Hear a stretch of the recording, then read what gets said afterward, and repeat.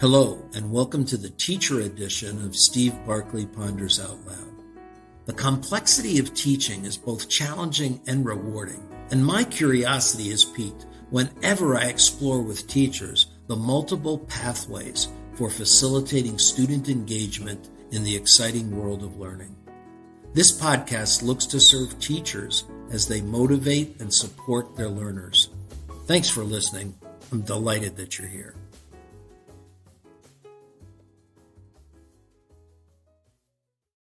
Exploring classroom freedoms and responsibilities. What are you purposefully planning for shaping the learning environment with your students as this school year begins? A blog post by Emma McDonald titled Freedoms and Responsibilities suggests that our goals as teachers should be to empower students to take part in their own learning while also being held accountable for their behavior and work product. That requires a system of consistency and flexibility. She states that when people are oppressed, they tend to be sullen and eventually they rebel. It's a simple fact of human nature. If your classroom is a dictatorship, ruling with fear and oppressing students, you will develop a classroom environment of resentment. Students may reluctantly obey, but only out of fear of retribution. And eventually, students will rebel in small ways and then increasing ways.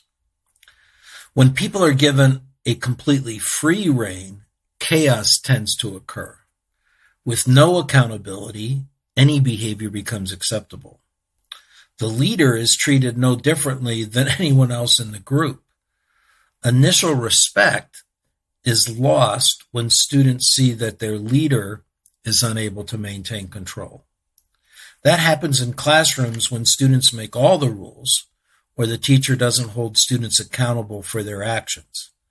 No matter how fun and interesting lessons are, without some structure, a class can turn to chaos. Our classroom management strategies actually are a form of instruction. With a balance of freedoms and responsibilities, you're teaching students skills that they will need in the world. They'll need those skills as they interact with colleagues, bosses, and the community. A link to McDonald's post is in the podcast lead-in. I recently came across the work of Dr. Carla Shalaby. She's the author of Troublemakers, Lessons in Freedom from Young Children at School. She reinforces the need for us to teach and allow students to practice the skills needed for freedom. Quote, "Every move we make in classroom management is a lesson. Kids are watching us and they are learning." She states that how we manage a space can be a chance to practice freedom instead of modeling control. We can choose a model of power over that generally includes coercion, force, punishment, and exclusion. Or we can choose a model of power with, which includes freedoms and responsibilities. Dr. Shalaby shared a Twitter posting that provided 8 questions for teachers to consider while planning classroom management for the beginning of the year. The link to her Twitter post is in the lead-in. Here are her questions with some of my reflections. Her first 2 questions are connected. Are my actions grounded in cultivating safety or control? And the second connecting question, am I defining safety in a way that requires control or freedom? She states, safety results from radical mutual care and responsibly practiced freedom. I see this as the teaching opportunity. The students uncover that this is the appropriate behavior, not because it's the rule, but because I have a responsibility for my safety and the safety of my classroom community members. This is really a place to implement problem solving. Can the students predict safety risk, physical and emotional risk that could occur, and examine appropriate preventive actions? It also opens the door for a student to make a mistake, which leads to an analysis and a learning rather than to a punishment for breaking a rule. Question 3. Does enforcing this rule require me to behave like a police officer or an educator? Here's the example she shared. Can we shift from no gum allowed to be mindful of how things you eat or drink in class may impact others? One requires policing, the other requires study and debate. Her example took me back a lot of years to my middle school teaching days. I was frequently at odds with some colleagues at administration for not enforcing the dress code rules. It really wasn't purposeful. If what the student was wearing didn't interrupt teaching or learning, I didn't notice it. Sometimes rules don't only coerce students, they coerce teachers as well. This was well illustrated in an earlier podcast that I recorded with a middle school principal, Kambar Kashaba. He shared how learning from his students about the oppressive dress code rules led to a change. Listen to his voice. And this is where they very quickly identified our dress code as being racist and sexist. When you put something on for kids to talk about, check your ego at the door, because they're not throwing bouquets at you, right? This is something where I wanted them to be real. How do we get better? So when we started the Social Justice Council, I just asked them, what's on your minds as things that need to improve at our school? Dress code and the enrollment and honors classes were two of their top issues. And then we talked about a couple of other things as well. But as we went into it, I told them, I said, well, listen, let's not just talk about feelings. Who's willing to go out there and find some research for me? They came back, I'm not kidding you, they came back with like 6 articles about around the country, and not just in Virginia. This is an issue where students of color are getting hit with more dress code violations than their counterparts, and girls are getting dress code violations more than boys. So how do we address this? And so I asked them specifically for recommendations of how they would want to tweak our dress code. They identified things like we need to increase the length of the shorts. Like we had it like where the shorts had to go a couple inches above your knee. They're like, we can't find anything fashionable like that. So we raised it to mid-thigh. They asked about having the holes in their jeans. Again, it can only be like an inch above your knee. They wanted to raise those up because that's how fashion was.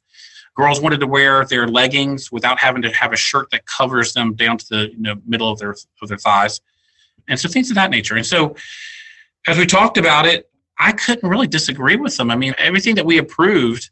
When I go to a mall or to indoor or outdoor mall, I see these people wearing the very clothing that these girls were talking about wanting to wear, and nothing negative is happening from it. So why are we creating a situation that is overly oppressive?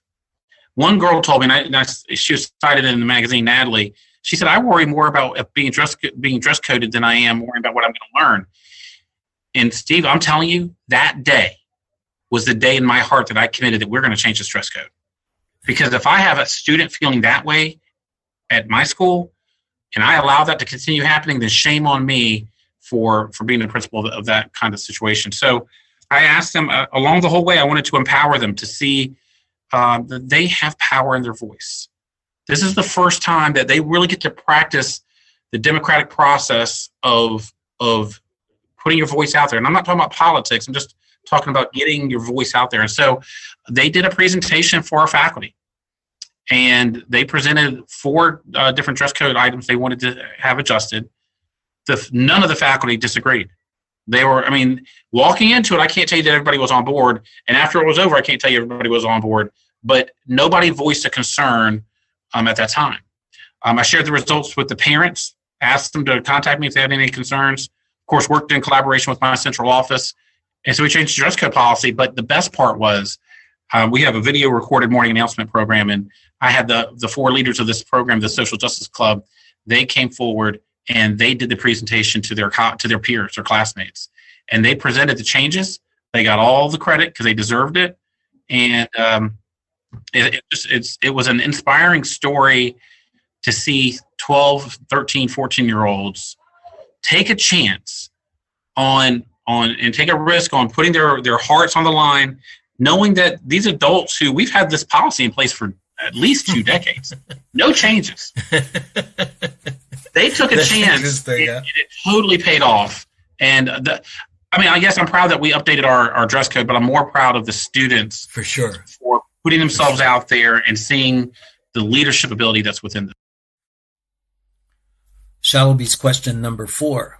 If a student asks why, will your reason for having the policy stand up to the uniquely smart and relentless scrutiny of 30-plus young people collectively seeking freedom? If not, spare yourself the nightmare of an unwinnable power struggle against the masses. Oh, man, I love that. That is great early on practice.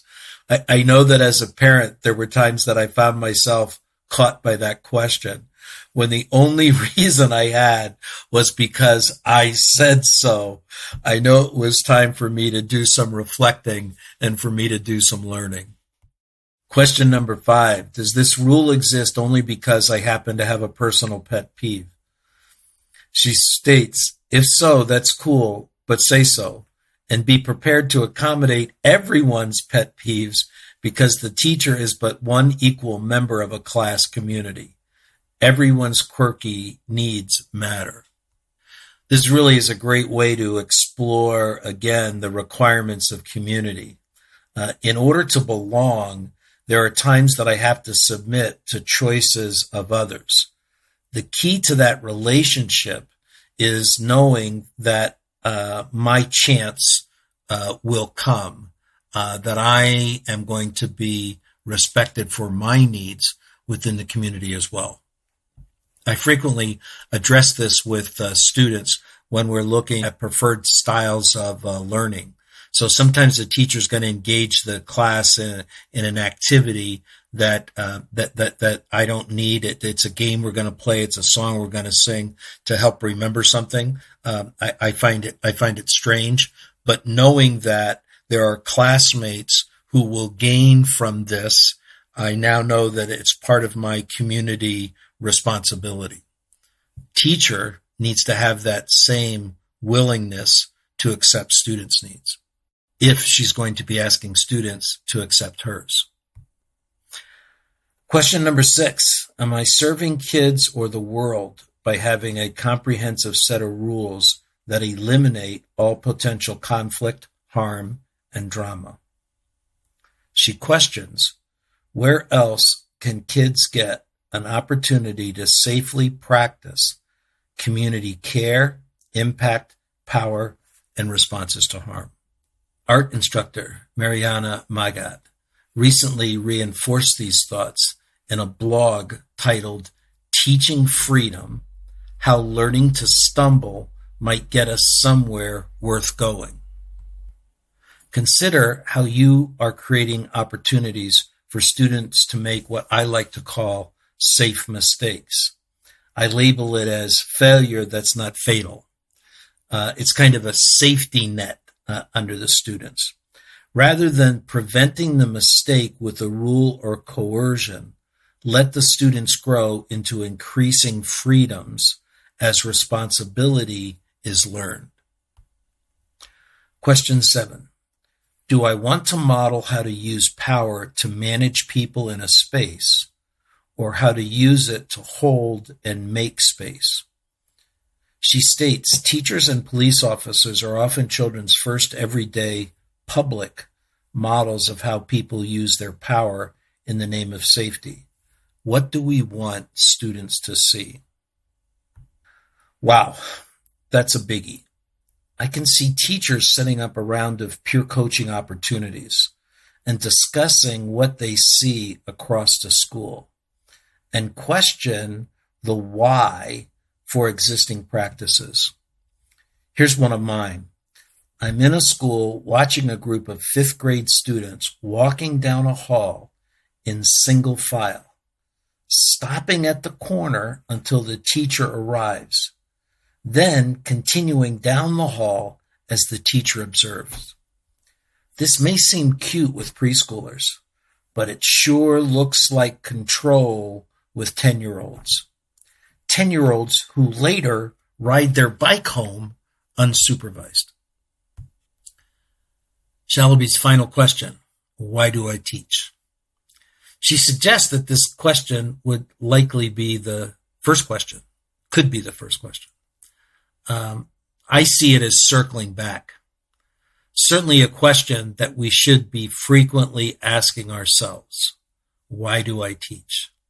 How do my decisions about the classroom space, about the community that we create, how do my decisions impact student learning? I'm pretty sure that the more I can create a freedom learning environment for students, the more likely I am to have one for myself. I'd love to hear your thoughts. Leave me a note or a question at barkleypd.com. And thanks for listening. Thanks for listening in, folks. I'd love to hear what you're pondering. You can find me on Twitter at Steve Barkley, or send me your questions and find my videos and blogs at barkleypd.com.